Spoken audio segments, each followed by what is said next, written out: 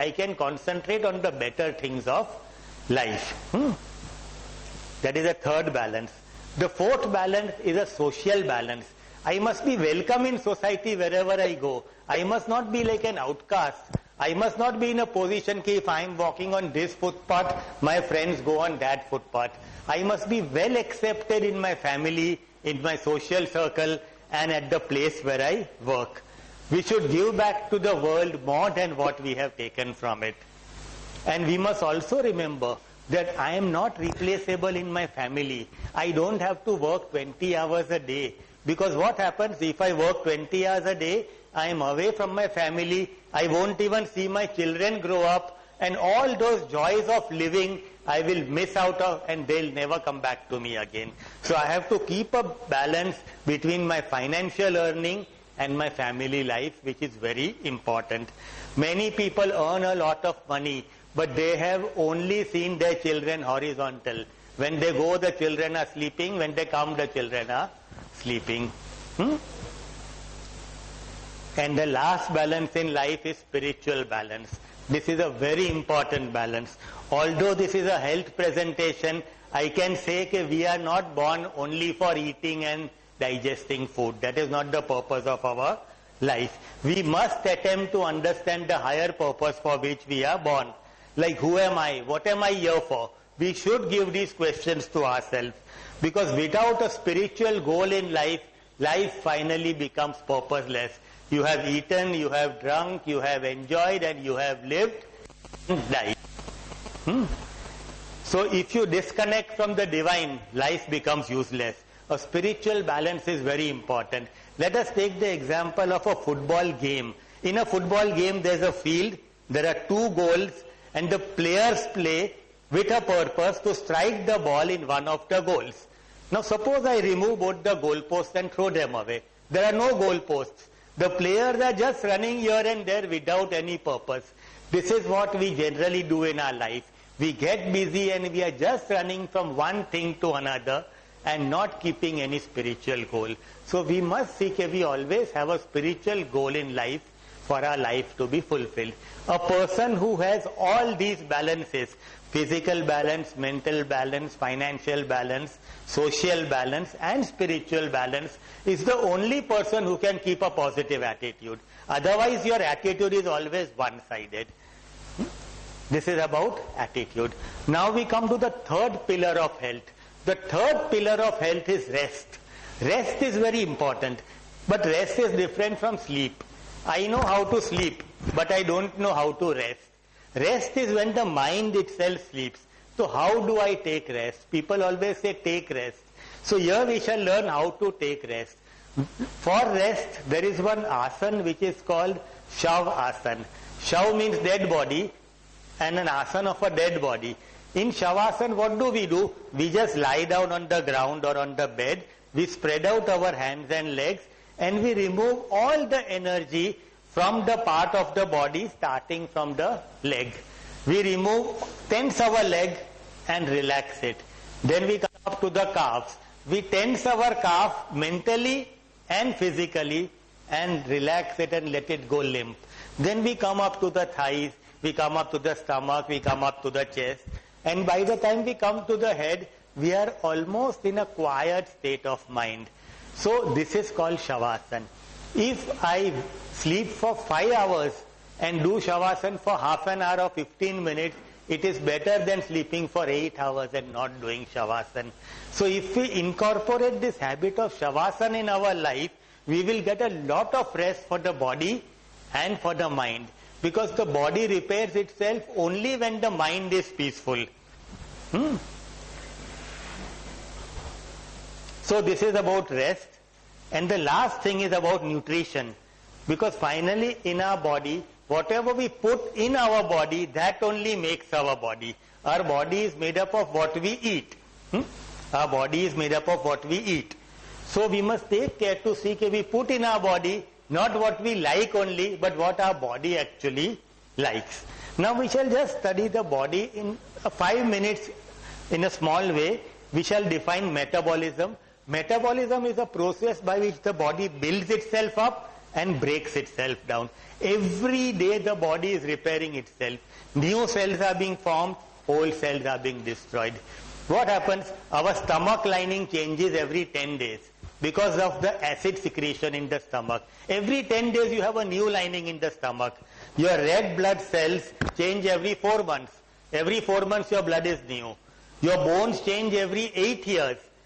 The whole skeleton system, not at a time, but in stages, it changes every 8 years. So 10 years ago, you were not in the same body as what you are today. What you had eaten in those 10 years have formed the body which is today. This is called metabolism. Actually what happens, we'll take an example of a plant. It's not coming, it's coming. It's like a small seed. You plant a seed in the ground, it grows up. So here it is in the growing stage, then it becomes a fully grown plant. It is in the maintenance stage, and slowly the plant dies out then. So it is in the withering stage. Life is also like that. We are born, we grow up, we maintain, and slowly in old age our body becomes withered. Now this is called the aging process. Aging process no one can stop. But by proper living, we can slow down the aging process in our life. Now we come to food. Now basically what happens, food gives us two things. One is energy and one is building up of the body. Energy we get from the calories in the food. About calories, any one of us sitting here need not worry, because generally we consume more than what we need. We need about 2000 calories every day. If you eat one pani puri, you get 100 calories. If you eat one fried puri, you get 100 calories. If you eat samosas, you get 300 calories. If you eat batata varas, you get 350 calories. And you need only 2000. So, it is there in everything except water. Only water has no calories. So, calories we get in more than what we need, but nutrition is very important. Nutrients are two, macro and micro. Macro means what we need in big quantity, micro is what we need in small quantity. In big quantity we need proteins and fats, and in small quantities we need vitamins and minerals. Now how much proteins do we need? For our body weight, 1 kilo weight, 1 gram protein. I am 80 kilos, I need 80 grams of good protein every day for my daily activity to take place. And vitamins and minerals, I need 13 vitamins and 11 minerals, 24 things in all for my body to work properly. In my body, every day, 10 lakh combinations take place, 10 lakh, in which insulin is produced, blood is produced, bone is produced, bone marrow is produced, saliva is produced, hormones are produced, 100 things, 10 combinations take place every day because of proteins and because of 24 vitamins and minerals. Now for example, samjho I am a useless eater. I eat anywhere, I don't eat properly, I don't eat on time, I don't get 5-6 for vitamins and minerals. What the body says, okay, I'll tolerate it, and thousands of combinations don't take place on. It is like an alphabet.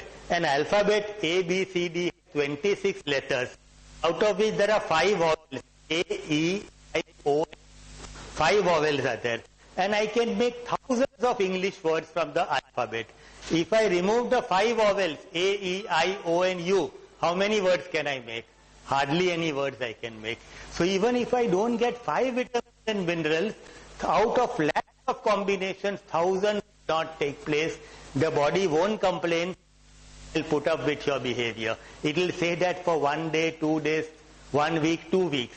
Later on what happens? Degeneration starts taking place in the body at the cell level, and slowly organs are affected in middle age because you have not consumed proper vitamins and minerals before, earlier. So disease is never the sudden thing, it is always the consequence of a very lazy or a very careless lifestyle. Okay. Now, supposing you take a wall is strong only if there are bricks, but only bricks won't do, you need cement in between the bricks. So in our body, the body wall is built of proteins, which are the bricks, and the vitamins and minerals are the cement, which strengthen the body.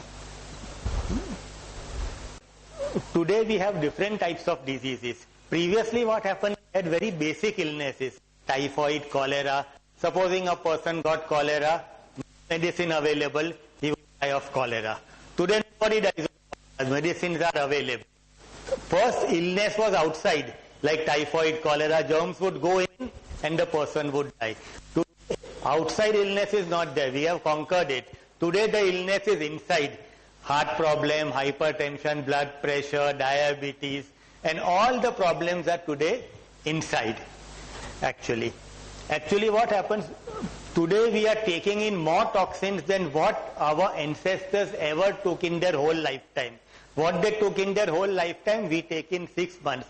Today there is more pollution, more stress, more ready food, more junk food, more fast food, more out of time eating, non-eating. So because of all this, lot of toxins gather in our body. So we need to detoxify our body very frequently nowadays. One way to detoxify the body is taking in vitamin C. Vitamin C is a natural detoxificant. It detoxifies the body. I'll just give you a small example of how vitamin C works in the body. Vitamin C is found in all fruits, many vegetables. So if we have regular amount of fruits and vegetables every day, we get a sufficient quantity of vitamin C. This was a demonstration which was shown to be by a doctor. He said, Mirnosh, this is rice inside. It's a symbolic experiment. These represent the cells of our body. Now our body is 70% water. Just as the God has made the world 70% water, our body is also 70% water. So this is the state of our body when we were born. It was this pure. Now what happens because of wrong lifestyle, wrong food, fast food, junk food, addiction, smoking, pollution, we pour in a lot of toxins in our body. This is betadine. Betadine is a liquid which we apply when small children fall down. We just apply it so it kills all the germs. So it's a poison. I am pouring betadine in the body. No one pours betadine in the body, but we take in other toxins which are as harmful as this one. And what happens finally, no matter how beautiful we look on the outside, from the inside, this is the condition of our body. So this condition of the body finally will give rise to disease, if not today, after a year, after 2 years, after 10 years maybe. So we need to detoxify this body. Now, this is a tablet of vitamin C. If we take a good supplement of vitamin C, or if we have lots of fruits and vegetables, I am pouring vitamin C in the body. I am cutting this tablet, and so vitamin C is going in the body. Now when vitamin C goes in the body, it detoxifies the body and removes all the toxins from the body, provided we regularly take vitamin C in our diet.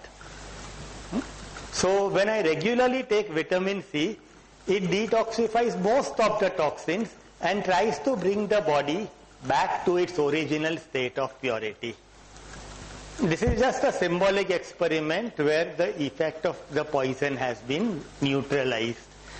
So this is how vitamin C works in the body. So every day we must see that we get vitamin C.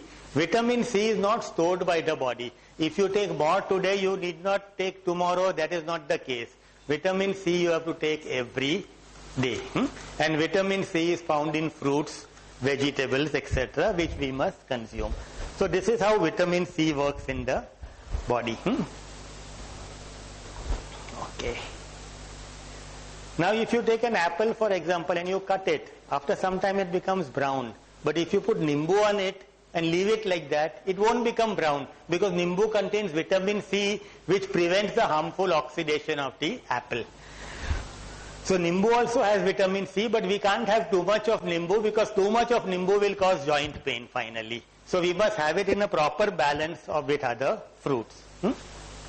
Now we come to, I'll discuss 5 diseases in 2 minutes each. The first problem is cataract. Cataract is not a disease actually, it's a very simple thing. What happens? In the eye, there is a lens. See, this is a lens in the eye. It is like glass. It is like glass. Light comes from outside, passes through this lens and falls on the retina. The retina is the parda of the eye, and you can see an image. Now this is all good provided the lens is very clear. But if we don't get enough of vitamin C, the protein in the lens starts becoming foggy. It becomes smoky, it becomes cloudy, and much light cannot enter the eye and fall on the retina. Now what happens when the lens becomes very smoky and white, no light enters, and the doctor says कि आपका cataract पक गया है, he removes this lens from the eye and he puts in a plastic lens.